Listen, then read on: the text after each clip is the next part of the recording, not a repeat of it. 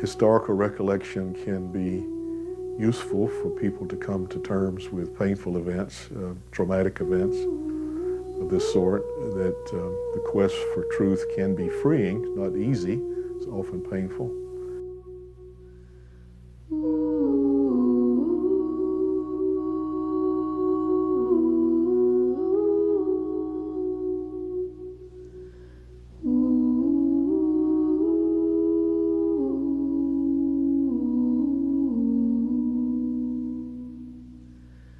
He was my brother, my oldest brother, and they picked him up.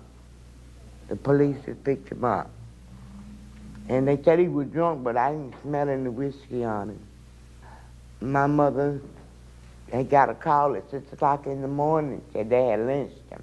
Personally, I don't see that any particular side had any justification for what happened, because the black man killed the white man, and then the white man killed the black man, and nobody would know, because Judge Martin, he charged the jury, but when it came time for the jury to decide, you cannot take one man's testimony against the other, especially having 31 men here.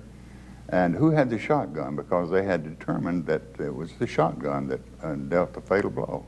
This is my stepfather, Woodrow Clardy, my stepdad. And he was the one it was his taxi cab and it was his gun, but he did not kill him.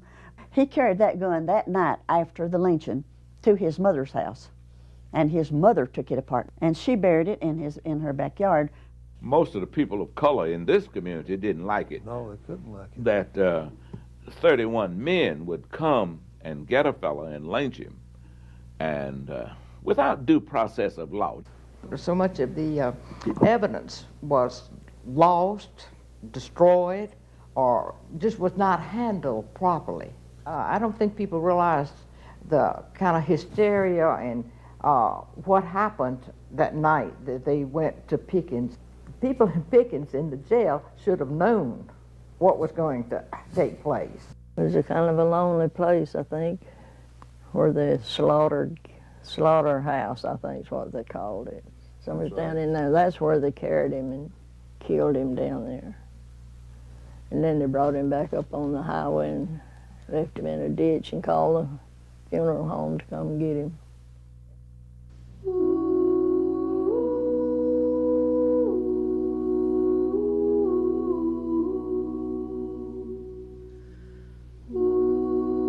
They still don't know at this point